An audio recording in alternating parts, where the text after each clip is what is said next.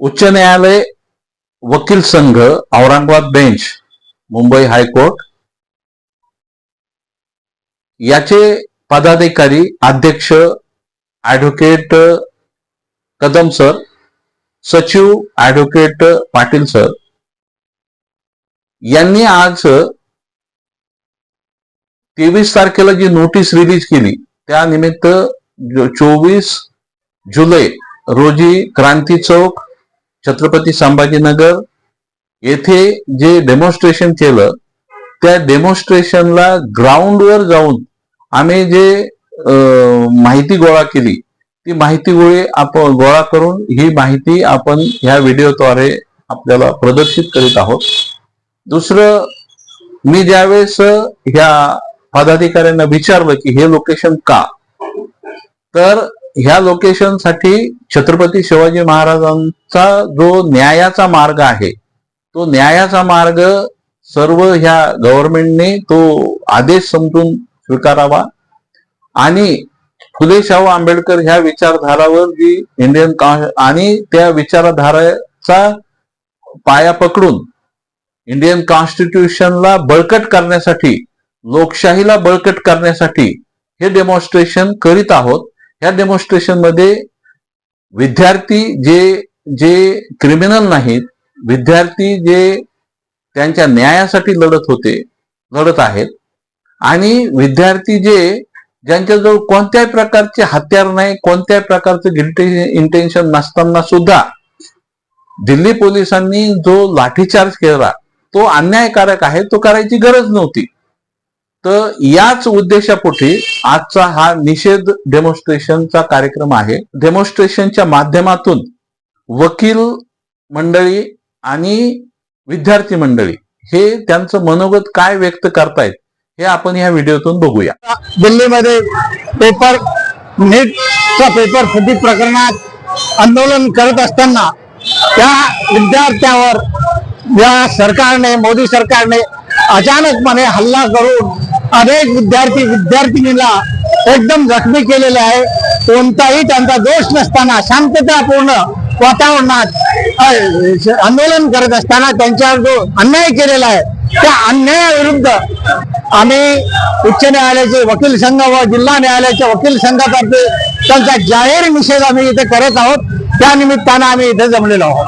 Vitthalrao Kadam, high court, Aurangabad. आणि जे काय होतं आता सध्या देशामध्ये मुलांवरती लाठीचार्ज करण्यात येत आहे आणि ज्या प्रकारे विद्यार्थी आपली डिमांड सरकार समोर आणण्याचा प्रयत्न करतायत, तर ज्या प्रकारे दिल्ली पोलिसने किंवा शासनाने त्यांच्यावरती लाठीचार्ज करून त्यांच्या डिमांड दाबण्याचे जे प्रयत्न केलेले आहेत ते अगदी चुकीचं आहे. मला असं वाटतं की या पर्टिक्युलर सिच्युएशन मध्ये गव्हर्नमेंटने स्टुडंट सोबत डिस्कशन केलं पाहिजे आणि अप्रोप्रिएट बॉडीजला त्यांच्यासोबत डिस्कशन साठी राबवलं पाहिजे, ज्याच्याने ते एका सोल्युशन कडे जातील. हे दाबणं प्रकरण ह्याने अजून हा उद्रेक होईल, लोकांमध्ये अशांतता अजून पसरेल आणि जे काही सिच्युएशनला कंट्रोल करण्याचे ज्या बॉडीज आहेत रिलेटेड त्यांनी लगेच या मोर्चाला आन्सर दिलं पाहिजे. कारण की जेवढा जास्त याला उद्रेक होईल असं वाटतंय की खाली एका राजीनाम्याने सिस्टमला सॉल्व्ह करता येणार. याच्यामध्ये संपूर्णमध्ये एज्युकेशन सिस्टीम मध्ये चेंज आला पाहिजे, अकाउंटेबिलिटी पाहिजे. नुसतं राजीनामा एका मंत्रीचा घेतला त्याच्यानंतर दुसरा परत मंत्री येईल तो ते सेम गोष्टी करत राहील, याने उत्तर आपल्याला भेटणार नाहीत. मला असं वाटतंय की आपलं जे मोर्चाचं जे मेन ऑब्जेक्टिव्ह आहे ते चेंज करून एज्युकेशन सिस्टीम मध्ये, शिक्षण पद्धतींमध्ये चेंज करण्यात आला पाहिजे. त्याच्याने खरंच बदल होईल. आणि जे पेपर लीकचे जे मेन रिझन आहे ते प्रायव्हेटायझेशन आहे. त्याच्यामुळे खूप सारे जे श्रीमंत लोक आहेत जे अफोर्ड करू शकतात पेपर विकत घेणं, त्यांच्यामुळे गोरगरीब लोकांचं नुकसान होत आहे. त्यांचा समानतेचं जे चान्स होत आहे की इक्वालिटी असायची पेपर देण्यामध्ये, आता ती गेली आहे. ते प्रायव्हेटायझेशनचं जो अँगल आहे त्याला सॉल्व्ह करता आलं जेवढ्या लवकर त्यांनी मला वाटतं हे प्रॉब्लेम सॉल्व्ह होतो. आणि माझं मेन म्हणणं याच्यावरती हेच आहे की मोदी सरकारने जे पासपोर्ट नावाची सिस्टम काढली आहे ते एक इमिडिएट सोल्युशन नाही या प्रॉब्लेमसाठी. मला असं वाटतंय की मेन जे सोल्युशन आहे ते एज्युकेशन सिस्टमला जेवढं जास्त बेटर करता येईल त्याच्यावरती फोकस केलं पाहिजे. कारण की नुसतं पेपर लीक झाल्यावरती जे कल्प्रेट्स आहेत त्यांना पकडून काय सोल्युशन सॉल्व्ह होणार नाही हे चालत नाही.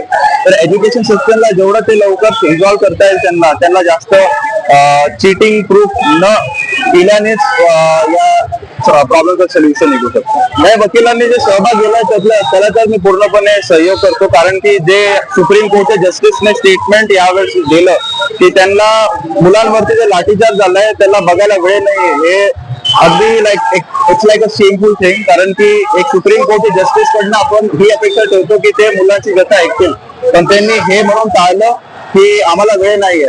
आणि सगळ्यात पहिले ही जे चर्चा, हे जे मोर्चे चालू झाले त्यांनी यंग जनरेशनला कॉक्रोच म्हणून टर्म केलंय. हे सगळ्यात मोठं शेमफुल गोष्ट आहे की एक न्याय देणारी ऑर्गनायझेशन तुम्हाला असं ट्रीट करते, हे सगळ्यात मोठा अपमान आहे. तर मला असं वाटतं की या वकिलांनी जे मुलांसाठी स्टँड घेतलेला आहे त्यासाठी मी त्यांच्यासोबत आहे.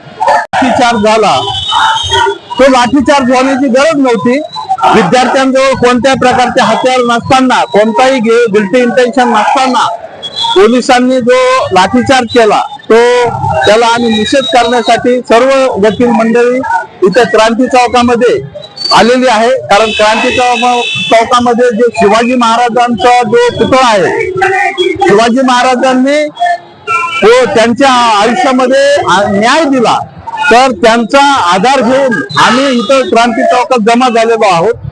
संविधानाला बळकटी मिळावी, लोकशाहीला बळकटी मिळावी आणि विद्यार्थ्यांच्या प्रश्नासाठी सरकारने संवाद करावा, हा दृष्टिकोन घेऊन आम्ही सर्वजण एक गव्हर्नमेंटला हात देण्यासाठी, गव्हर्नमेंटला आमचा मेसेज पोहोचण्यासाठी इथं सर्व जमा झालेलो आहोत. विद्यार्थ्यांचे रोजगाराचे प्रश्न आहेत, विद्यार्थ्यांचे शिक्षणाचे प्रश्न आहेत, विद्यार्थ्यांच्या भविष्यासाठी जे सोशो इकॉनॉमिक पॅरामीटर त्यांच्या भविष्यासाठी अफेक्ट होत आहेत या प्रायव्हेटायझेशन पॉलिसीमुळे, ते सर्वजण त्रस्त आहेत आणि त्रस्त असल्यामुळे ते रस्त्यावर आहेत. आणि रस्त्यावरच्या विद्यार्थ्यांना लाठीचार्ज करणे, जे कमजोर आहेत, जे वीक आहेत, विद्यार्थी जे 15, 16, 17, 18 वर्षाचे जे विद्यार्थी आहेत ते कमजोर आहेत, त्यांना तुम्ही ह्युमॅनिटीने सांभाळून घ्यायचं. तर त्यांच्यावर लाठीचार्ज केला, त्याचा निषेध करण्यासाठी आणि गव्हर्नमेंट संवाद न करत असल्यामुळे आम्ही गव्हर्नमेंटला विनंती करतोय या माध्यमातून की गव्हर्नमेंटने त्यांच्याशी संवाद करावा, त्यांचे प्रश्न हातावे, ही विनंती. माझं नाव advocate doctor Sunil Warbon, high court Aurangabad bench.